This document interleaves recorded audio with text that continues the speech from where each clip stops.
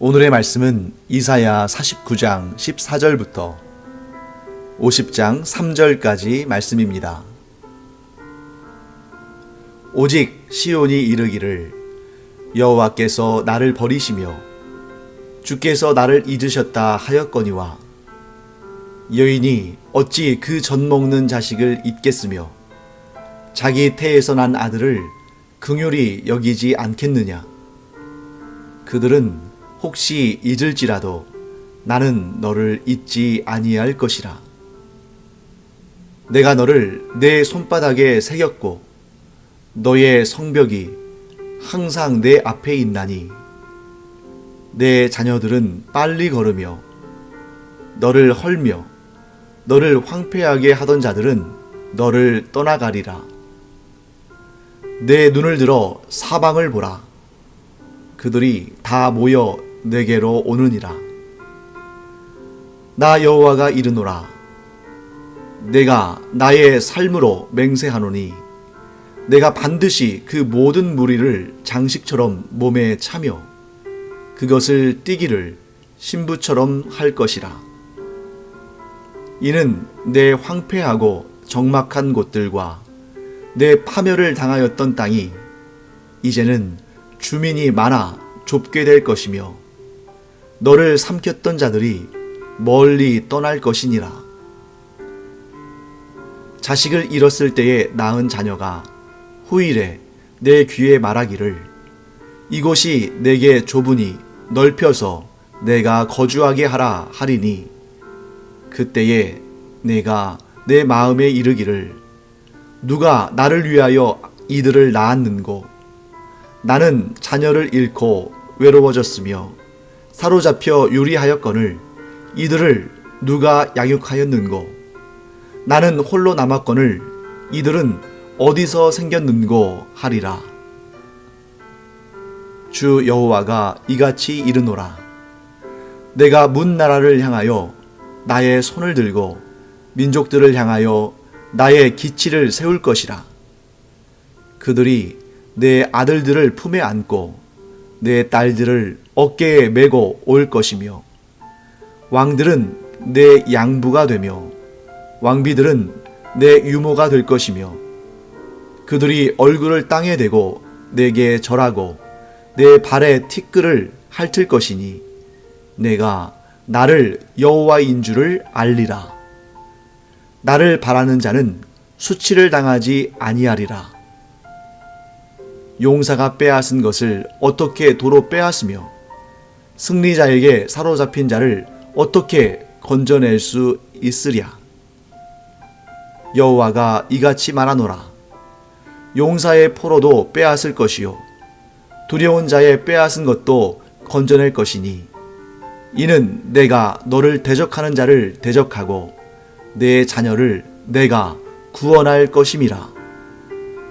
내가 너를 억압하는 자들에게 자기의 살을 먹게 하며 새 술에 취함같이 자기의 피에 취하게 하리니 모든 육체가 나 여호와는 내 구원자요 내 구속자요 야곱의 전능자인 줄 알리라.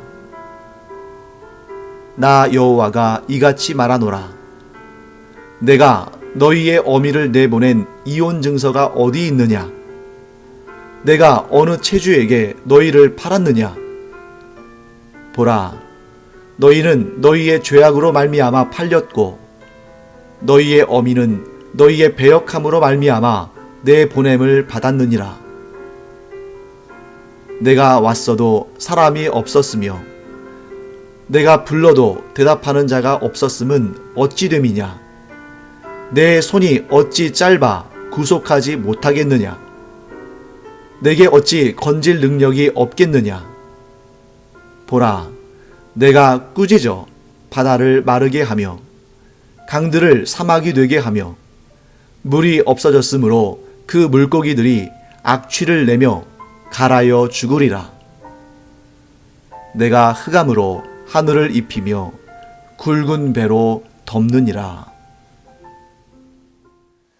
네, 오늘 본문은 상당히 좀 긴 본문이었죠. 네, 하나님께서 하나님의 그 답답하신 심정을 아주 솔직하게 토로하시는 그런 내용들이 좀 담겨 있습니다. 왜 하나님께서 그런 답답한 마음을 표현하실까요? 네. 이스라엘 백성들이 하나님에 대한 잘못된 생각, 하나님에 대한 잘못된 그런 관점을 가지고 있는 것을 하나님께서 다시금 하나님께서 어떤 분이신지를 알려주셔야 되는 그런 상황 자체가 하나님께 답답함을 주고 있습니다. 그럼에도 불구하고 인자와 긍휼이 크신 하나님께서는 또 그 이스라엘 백성들에게 또 나아가서 하나님에 대한 좀 잘못된 지식이나 잘못된 이해를 하고 있는 그런 사람들을 향해서, 오늘날 우리도 포함이 되겠죠. 그래서 하나님께서 다시 찬찬히 내가 이런 신이다, 내가 이러이러한 존재다 하고 알려주시는 내용이 오늘 본문 가운데 등장합니다. 그래서 오늘은 우리가 더 풍성하게 또 정확하게 하나님의 지식, 하나님에 대한 지식을 알아갈 수 있는 그런 시간이죠. 그러면 또 어김없이 오늘도 우리는 이 본문을 통해서 우리가 알게 되는 하나님의 정체성, 하나님은 어떤 분이신가 하는 것을 또 공부하고자 합니다. 첫째, 하나님은 어떤 분이신가 하면 하나님은 하나님께서 택하신 자들을 결코 잊지 않으시고 마치 손바닥에 새기듯이 그렇게 항상 기억하시는 분이시다 하고 하나님이 어떤 분이신지를 스스로 이렇게 소개하십니다. 하나님은 하나님께서 택하신 자들을 결코 잊지 않으시는 분이시다. 오늘 본문의 말씀에 14절부터 17절까지 말씀에 아주 그 내용을 하나님께서 정확하게 또 아주 강력하게 주장하시면서 또 이사야 선자를 통해서 기록하게 하십니다. 제가 한번 읽어보겠습니다. 오직 시온이 이르기를 여호와께서 나를 버리시며 주께서 나를 잊으셨다 하였거니와 여인이 어찌 그 젖 먹는 자식을 잊겠으며 자기 태에서 난 아들을 긍휼히 여기지 않겠느냐. 그들은 혹시 잊을지라도 나는 너를 잊지 아니할 것이라. 내가 너를 내 손바닥에 새겼고 너의 성벽이 항상 내 앞에 있나니 내 자녀들은 빨리 걸으며 너를 헐며 너를 황폐하게 하던 자들은 너를 떠나가리라. 자, 이스라엘 백성들이 지금 뭐라고 말한다는 것입니까? 지금 하나님께서 지금 답답해 하시는 부분이 여기죠. 이스라엘 백성들이 뭐라고 말하냐면, 자, 14절 말씀에는 시온이라고 표현되어 있죠. 시온은 이 예루살렘의 한 지역, 그러니까 나중에 예루살렘이 좀 확장되기 전에 다윗 시대, 다윗성 혹은 시온성이라고 불리는 그러한 그 예루살렘에서 한 부분을 이루는 그런 곳이 있는데 그곳이 이제 시온이죠. 그런데 그 시온이 곧 의미하는 것은 뭐냐면 하나님께서 택하신 백성들, 하나님께서 택하신 이스라엘, 그들의 공동체를 의미하는 것입니다. 그러니까 시온이 이르기를 하는 얘기는 뭐냐면 이스라엘 사람들, 곧 하나님께서 택하신 자들이 이르기를 여호와께서 나를 버리시며 주께서 나를 잊으셨다. 자, 지금 이스라엘 백성들이 왜 이런 말을 합니까? 우리는 하나님의 택함 받은 백성이고 온 열방, 곧 온 인류의 모든 민족들 가운데 유일하게 하나님과 언약을 맺은 민족인데 어떻게 우리가 저 바벨론에, 저 이방족 속에 하나님을 섬기지 않는 자들에게 나라가 멸망을 당하고 그들에게 포로로 끌려가서 우상을 섬기는 자들을 그들의 지배 아래 그들을 섬기며 살아야 하는가? 그들이 이런 비참한 생활들, 비참한 그런 상황들을 생각하면서 뭐라고 하냐면 하나님께서 나를 버리신 것이 아닌가? 하나님께서 나를 잊으신 것이 아닌가? 그렇지 않고서야 지금 내가 어떻게 이런 상황에 놓여 있을 수 있는가? 하나님께서 우리를 잊으신 것 아닌가? 하나님께서 우리를 버리신 것 아닌가? 그렇지 않고서는 택함받은 민족, 이 거룩한 민족 이스라엘이 어떻게 지금 이런 상황에 놓여 있을 수 있는가? 이렇게 하나님 앞에서 부르짖고 있는 것입니다. 자, 그때 하나님께서 뭐라고 말씀하시냐면, 너희들 잘 봐라. 여인이, 즉 어머니가 그 젖 먹는 자식을 잊을 수 있겠느냐? 자기가 배 아파서 난, 자기 태에서 태어난 아들을 긍휼히 여기지 않겠느냐? 100번 양보해서 그런 사람들은 있을 수 있다. 사실 여러분, 오늘날도 우리가 가장 이 사람들 가운데 가장 강하고 가장 확실한 사랑의 증거를 부모와 자식 간에, 특히 그 모성애, 자기가 낳은 자식을 사랑하고 아끼는 그 어머니에게서 찾는데, 그런데 요즘에 매스컴을 보면 그러한 사랑도 역시 완전하고 완벽하지는 않구나. 자기가 낳은 자식도, 자기가 기른 자식도 학대하고 심지어 죽이는 그런 부모들을 보면서 역시 사람의 사랑이라는 것이 완벽하고 변함없는 것은 아니구나 하는 것을 우리가 좀 보고 있죠. 그런 상황을. 하나님도 그걸 아신다는 거죠. 자, 사람은 그럴 수 있다. 사람은 자기가 낳은 자식이라도 잊을 수도 있고 버릴 수도 있지만 나는 그렇지 않는다. 그래서 그들은 혹시 잊을지라도 나는 너를 잊지 아니할 것이라. 이렇게 확고하게 하나님께서 말씀하십니다. 그리고 16절, 17절 말씀 보시면 이런 내용 나오죠. 내가 너를 내 손바닥에 새겼다. 너의 성벽이 항상 내 앞에 있다. 그러니까 무엇입니까? 정말 하나님께서 손바닥에 문신을 새기듯이 하나님의 택하신 백성들의 이름과 그들의 모습을 새겼다는 말씀이 아니라, 하나님은 영이시잖아요. 그만큼 내가 너를 잊지 않는, 내가 그만큼 너를 날마다 바라보고 있는, 그만큼 내가 너를 확실하게 내 택한 자녀요, 나의 사랑을 받는 자라고 내가 명확히 기억하고 있고 단 한순간도 그것을 잊지 않고 있다 라고 하나님은 말씀하십니다. 그래서 그 결과 17절, 내 자녀들은 빨리 걸으며. 왜 빨리 걷겠어요? 네, 포로로부터 귀환하는 모습을 이렇게 시각적으로 보여주는 거죠. 내 자녀들이 빨리 걸어서 내가 그들을 회복할 것이기 때문에 그들이 빨리 걸어서 내가 너희와 너희의 후손들에게 약속한 이 땅으로 돌아올 것이며 포로에서 귀환할 것이며 너를 헐며 너를 황폐하게 하던 자들은 너를 떠나가리라.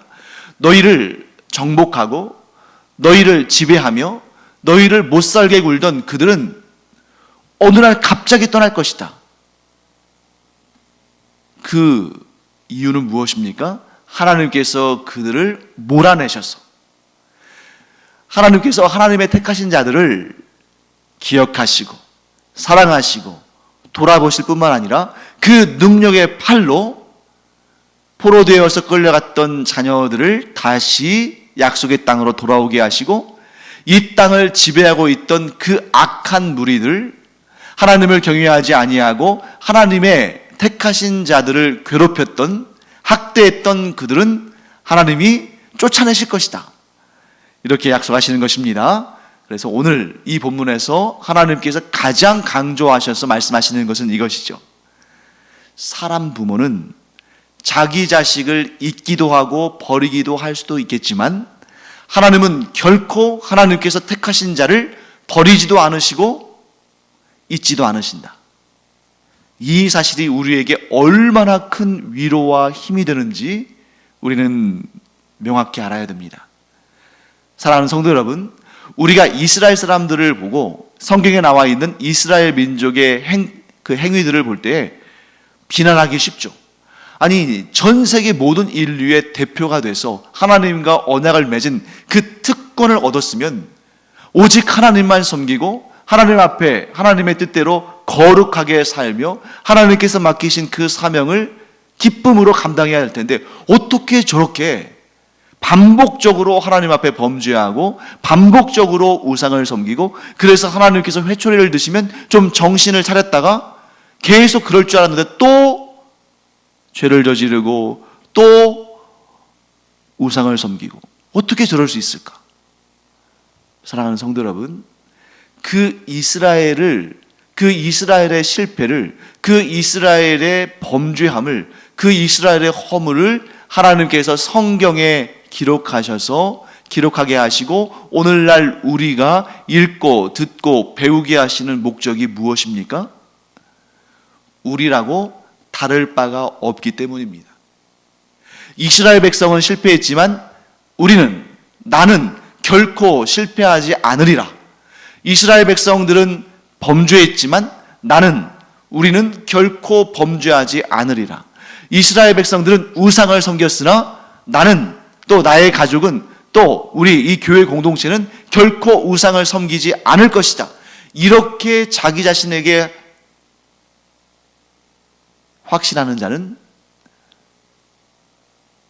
자신이 얼마나 위험한 상태에 있는지도 모르는 것입니다. 오히려 이스라엘 백성들이 이렇게 실패하고 이스라엘 백성들이 이렇게 우상을 섬기고 이스라엘 백성들이 이렇게 죄를 지었는데 나도 충분히 그럴 수 있는 존재다. 나의 가족들도 우리 교회 공동체도 얼마든지 그런 유혹을 받고 넘어지고 쓰러질 수 있는 존재다. 그러니 더욱 겸비해서 더욱 하나님만 붙들고 내 힘이 아니라 성령님의 도우심을 구해서 성령님의 인도하심을 따라 내가 이 믿음 더욱 굳게 붙들고 오직 하나님만 섬기고 하나님만 바라봐야지. 이렇게 자기 자신의 연약함을 알고 하나님의 도우심을 구하고 성령님의 인도하심을 구하는 자가 그 자가 곧 안전한 자입니다. 그렇기 때문에 오늘 우리는 이 말씀을 들으면서 이스라엘 백성들에 대한 책망이나 그들에 대한 비판이나 판단이 아니라 하나님께서 그들의 실패와 그들의 허물을, 그들의 죄를 우리에게 들려주시는 이유는 나도 얼마든지 그런 상황 가운데에 놓일 수 있고 나도 얼마든지 그런 시험에 넘어질 수 있는 존재이기 때문에 이 말씀을 나에게 주시는구나 하고 생각하고 겸손하고 겸비해서 나를 과신하지 아니하고 나의 능력을 의지하지 아니하고 오직 겸손하게 하나님의 도우심을 구하는 성령님의 인도하심을 구하는 우리가 되어야 한다 하는 것을 우리가 이 본문을 통해서 알 수가 있습니다. 자, 그 다음 우리 하나님 어떤 분이신지 한번 볼까요? 하나님은 우리가 마치 자식을 잃은 것처럼 모든 것을 잃은 것처럼 그렇게 소망을 잃게 되었어도 하나님은 우리를 향한 소망을 결코 끊지 않으시며 그래서 우리가 전혀 기대하지 않았던 것들을 우리에게 은혜로 선물로 복으로 주심으로 우리로 하여금 다시 소생케 하시는 분이시다 하는 것입니다. 자, 우리는 어떤 존재라고요? 우리는 살아가면서 소망을 잃기 쉬운 존재들입니다. 마치 이 이스라엘 사람들이 그렇게 영적인 자존감, 그런 자만심 속에 살다가 나라를 잃게 되었을 때, 그래서 바벨론에 포로로 끌려가게 되었을 때 이 성경의 말씀대로라면 마치 자식을 잃은 것처럼, 그래서 자기에게는 이제 그 어떠한 소망도 없는 것처럼 그렇게 좌절하고 낙심하고 낙담했을 때 이스라엘의 상황을 말씀하시는 거죠. 그런데 하나님은 이스라엘은 비록 모든 소망을 잃고 심지어 하나님을 향한 소망까지도 놓아버렸지만 하나님께서는 결코 택하신 백성인 이스라엘을 향하여서 소망을 끊지 않으시고 그들도 전혀 상상하지 못했을, 전혀 기대하지 못했을 일들을 베푸시면서 이스라엘로 하여금 다시 일어설 수 있는 소망의 끈을 붙들게 하신다. 비록 이스라엘은 하나님을 향하여서 소망을 잃어버렸지만 하나님은 결코 이스라엘 백성들을 향한 소망을 끊지 않으신다. 그 내용이 19절부터 21절까지의 말씀에 등장합니다. 제가 한번 읽어보겠습니다. 이는 내 황폐하고 적막한 곳들과 내 파멸을 당하였던 땅이 이제는 주민이 많아 좁게 될 것이며 너를 삼켰던 자들이 멀리 떠날 것이니라. 자식을 잃었을 때에 낳은 자녀가 후일에 내 귀에 말하기를 이곳이 내게 좁으니 넓혀서 내가 거주하게 하라 하리니 그때에 내가 내 마음에 이르기를 누가 나를 위하여 아들을 낳았는고 나는 자녀를 잃고 외로워졌으며 사로잡혀 유리하였거늘 이들을 누가 양육하였는고 나는 홀로 남았거늘 이들은 어디서 생겼는고 하리라. 너무 아주 절묘한 비유를 하나님께서 들고 계시죠. 이스라엘이 하나님 앞에 범죄했을 때에 하나님께서 그들이 돌이키도록 바벨론이라는 회초리를 들어 사용하셨습니다. 그래서 그들이 나라를 잃었고 그들이 성전도 무너졌으며 그들이 포로로 끌려갔습니다. 그 상황을 이 이스라엘 사람들은 무엇에 비유합니까? 자식을 잃어버렸다. 20절 말씀 보시면 자식을 잃었을 때에 이렇게 표현합니다. 자식을 잃고. 자, 그리고 21절 말씀 보시면 중간에 이런 표현도 있죠. 나는 자녀를 잃고 외로워졌으며. 자, 여기서 외로워졌다는 게 뭐냐면 자녀를 잃고 더 이상 자녀를 가질 수 없는 그런 상황에 놓여서 이제는 아무도 자기에게 소망이 되어줄 수 없는 절망적인 그런 상태에 놓인 것을 외로워졌다고 표현하는 것입니다. 그러니까 이제 이스라엘은 다시 소망을 꿈꿀 여력이 없는, 다시 나에게 구원의 은혜가 회복의 날이 올 거라는 것을 전혀 상상조차 하지 못하는 그런 상황에 처해 있었는데 누가 자기에게 아들을, 자식을 낳아주었다는 것입니다.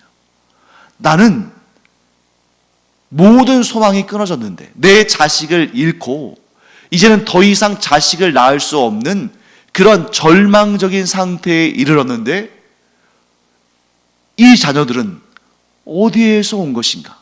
누가 나를 위해서 이 자녀들을 낳아준 것인가? 하고 깜짝 놀라서 말하게 되는 그런 날이 온다는 것이죠. 자, 자식을 잃고 모든 소망을 잃어버린 자에게 누가 소망의 자녀들을 데려다 준 것입니까? 하나님께서. 그러니까 우리가 소망을 잃고 절망 가운데 있을 때, 낙심 가운데 있을 때 우리 안에서는 그 어떠한 소망도 그 어떠한 가능성도 찾지 못하고 있을 그때에 그런 상황에서도 하나님께서는 우리를 위한 소망을 잉태하게 하시고 우리를 위한 새 힘을 준비하고 계신다 하는 것입니다. 사랑하는 성도 여러분, 우리가 너무 낙심하고 너무 절망 가운데 있을 때는 정말 다시 일어설 수 없을 것 같죠. 다시는 나에게 소망이 없을 것 같고 이 끝을 알지 못하는 그 깊은 구렁텅이에서 누가 나를 건져낼 수 있을까? 그조차도 생각할 수 없는 그런 상황 가운데 우리가 놓일 수 있습니다. 그래서 그 어떤 말도 위로가 되지 않고 정말 내가 다시 일어설 수 있을까?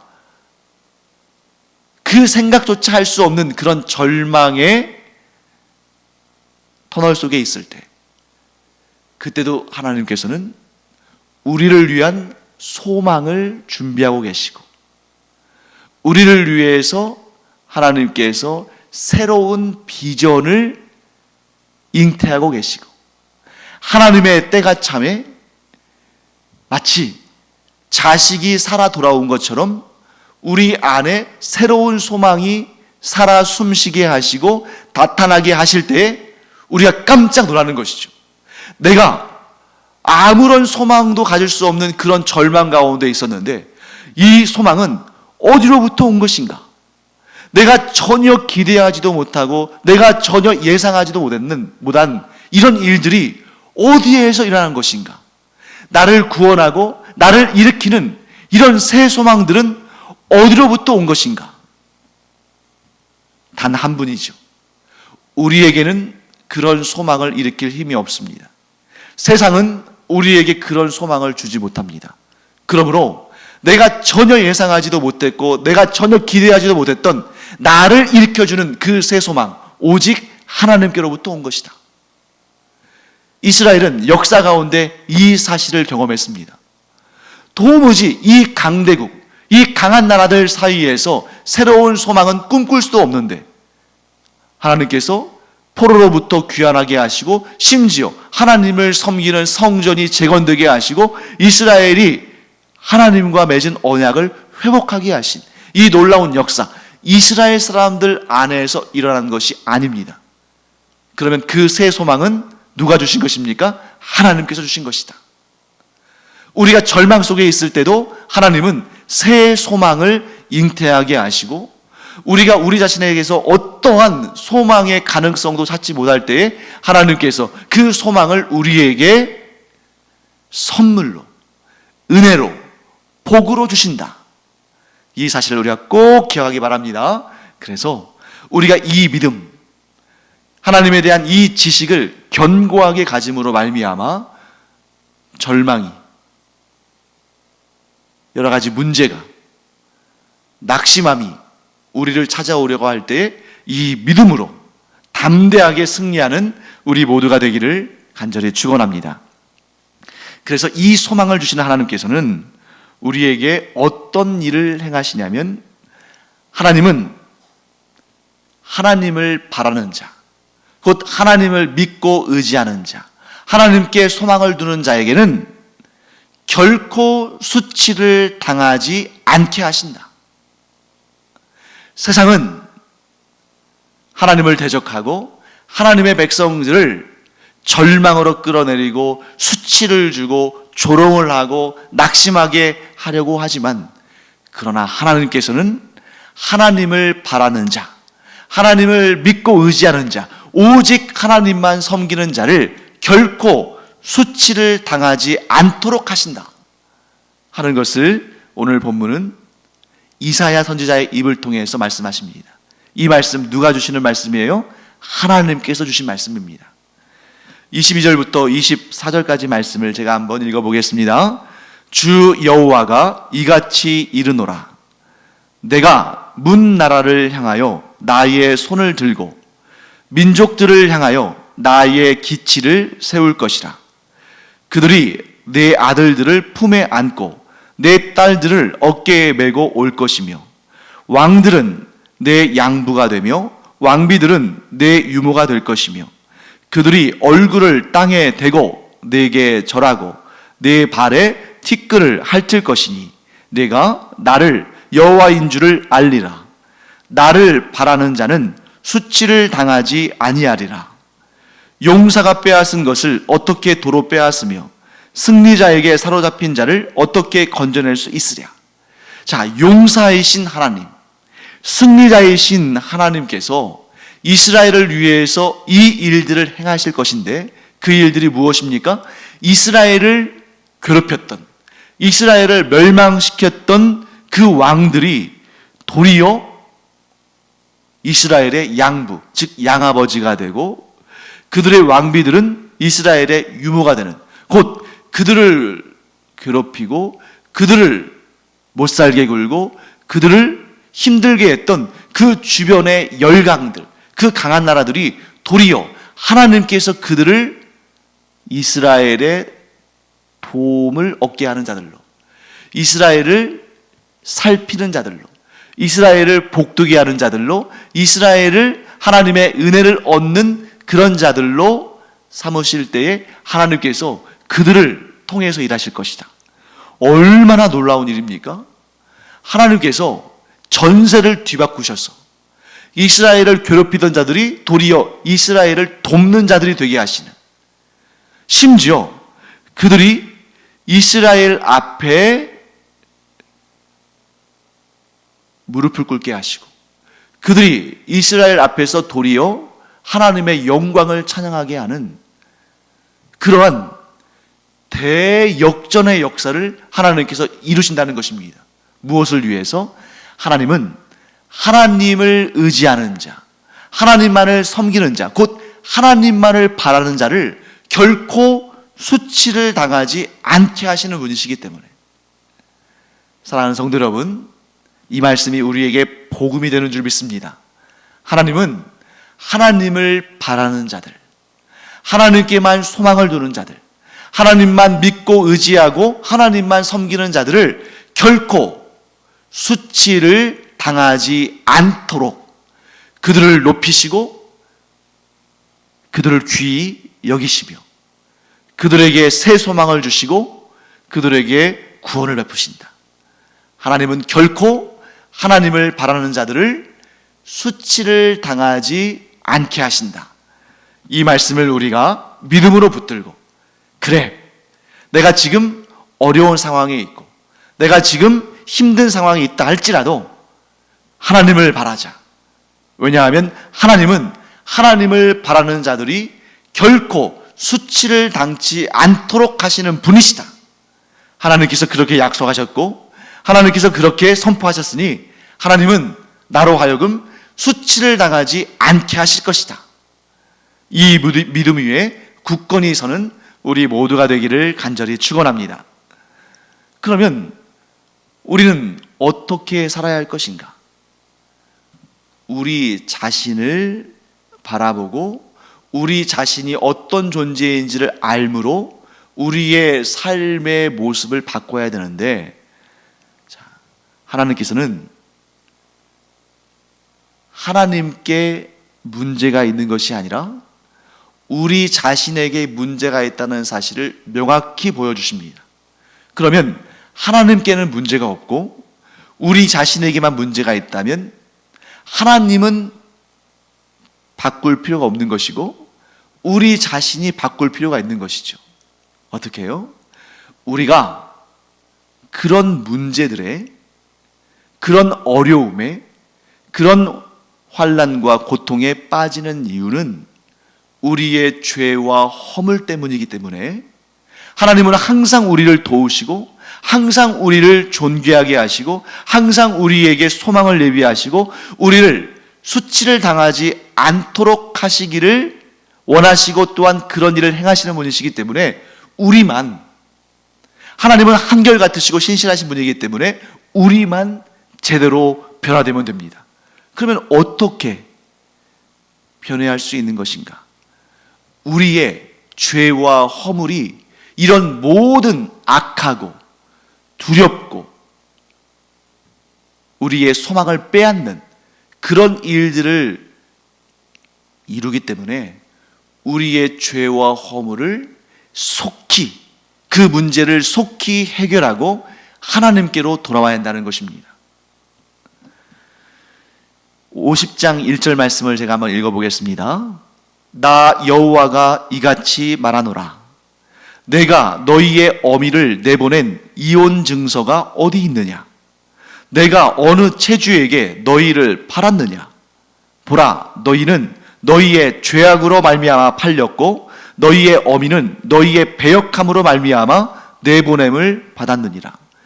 자, 하나님께서 이 성경에서 이스라엘 또 하나님과 언약을 맺은 백성 그 사이의 관계를, 하나님과 하나님의 백성들 사이의 관계, 곧 하나님과 우리 사이의 관계를 주로 무엇에 빗대어 표현하시냐면 결혼 관계에 빗대어 표현하십니다. 왜냐하면 이 결혼이라는 것이 언약이잖아요. 즉 하나님과 하나님의 언약 백성들 사이의 관계는 혼인 관계와 일치하는 것이고, 그래서 그렇게 비유가 되는 것인데 하나님께서 이렇게 말씀하십니다. 내가 너희의 어미를 내보낸 이혼 증서가 어디 있느냐? 즉 하나님께서는 너희의 어미, 지금 여기에서 너희의 어미를 의미하는 것은 이게 하나님과 언약을 맺은 언약 백성의 관계를 말씀하는 거죠. 너희가 나와 혼인의 언약을 맺었는데, 그래서 너희는 나의 백성이 되었는데, 너희를 내가 내쫓은 그 이혼 증서, 그 증거가 어디 있느냐? 무엇을 말씀하시는 것입니까? 나는 너희를 내쫓지 않았다. 내가 어떤 체주에게 너희를 팔았느냐?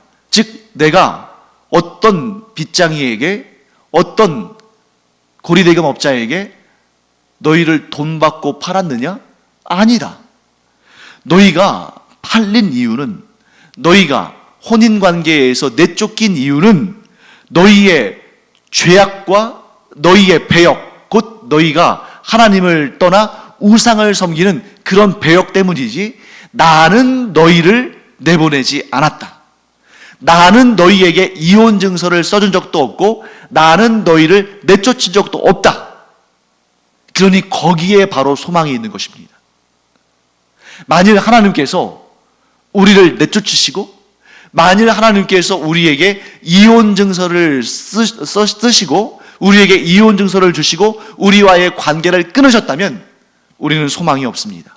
그런데 우리에게 소망이 있는 이유는 하나님께서는 우리가 죄를 저지르고 우리에게 허물이 있음에도 불구하고 우리를 내쫓지 않으셨다는 거예요. 단지 너희가, 즉 우리가 죄를 짓고 우리의 배역함으로 말미암아 우리가 나갔을 뿐이라는 거죠.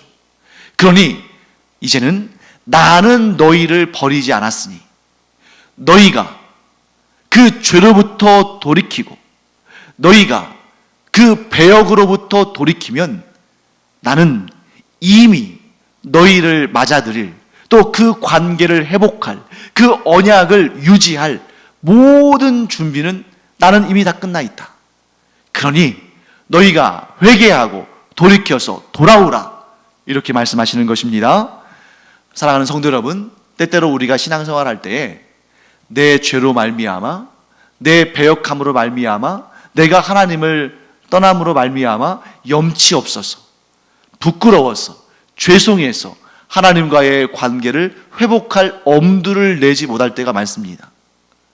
그런데 하나님은 이미 우리의 죄를 용서하셨습니다. 그 독생자 예수 그리스도를 십자가에 내주시기까지 우리의 모든 과거와 현재와 미래의 죄들을 다 용서하셨습니다. 그런데 문제는 뭐예요? 우리가 우리의 죄와 허물로 말미암아 그것을 회개하지 아니하고 자꾸 그것을 묵상하고 그것을 되새김으로 말미암아 우리가 점점 더 하나님으로부터 멀어지고 있는 거죠. 그러므로 하나님께서 말씀하시는 것은 이것입니다. 나는 너희를 버리지 않았고 나는 너희를 다 용서했고 나는 너희와 이 혼인과 같은 이 언약 관계 가운데 계속 있기를 원하니 너희가 그 죄를 회개하고 너희가 그 배역으로부터 돌이켜서 나에게 나오기만 하라. 이 관계는 내가 지키니 너희는 돌아오기만 해라 하고 말씀하시는 것입니다. 사랑하는 성도 여러분, 그렇기 때문에 어떤 상황, 어떤 환경 속에서도 우리를 용서하시고 우리를 향하여서 손을 내미시는 그 하나님의 손을 우리가 붙들기를 바랍니다. 때로는 나에게 죄가 있고 나에게 허물이 있고 그로 말미암아 하나님으로부터 멀어지고 점점 더 멀어지고, 그런데 하나님과의 관계를 회복할 만한 그러한 용기는 나지 않고 체면이 없고 부끄럽고 면목이 없을 수 있습니다. 그럼에도 불구하고 하나님께서는 그 모든 것을 용납하시고 우리의 손을 붙잡으시겠다고 그 깨어진 언약을 회복시키시겠다고 말씀하십니다. 무엇만 하면 우리가 그 죄로부터, 우리가 그 배역으로부터 돌이켜서 하나님께로 나오기만 하면 우리는 이미 모든 죄를 사함받고 모든 관계는 회복되어져 있는 그 은혜에 동참하는 것입니다. 그 은혜에 들어가는 것입니다. 이것이 바로 하나님의 은혜요, 하나님의 크신 사랑입니다. 내가 바로 서서 내가 하나님께로 돌이키기만 한다면 우리는 이 큰 은혜에 늘 동참하여 그 은혜 가운데 늘 살아갈 수 있습니다. 최고의 용기는 하나님께로 돌이키는 것이다. 죄와 배역을 행했다 할지라도 회개하고 하나님께로 돌이키면 하나님은 항상 우리를 그 탕자를 맞이하시는 아버지와 같이 우리를 기다리시고 우리를 맞이하시고 우리로 인해서 기뻐하신다. 이 사실을 꼭 기억하기를 바랍니다. 기도하겠습니다. 하나님, 저희가 그 탕자와 같이 하나님 앞에 죄와 허물과 배역으로 참 면목이 없고 부끄럽고 죄송할 밖에 없지만, 그러나 하나님은 여전히 우리를 기다리시고 여전히 모든 죄를 용서하시고 여전히 그 관계를 회복하기를 원하시오니 저희들이 때로는 면목이 없고 부끄럽지만 그러나 하나님의 그 은혜를 의지해서 하나님 앞으로 나아갑니다. 저희들이 주 안에서 더 풍성한 하나님과의 관계 누리게 하여 주시옵소서. 감사드리며 예수님의 이름으로 축복하며 기도합니다. 아멘.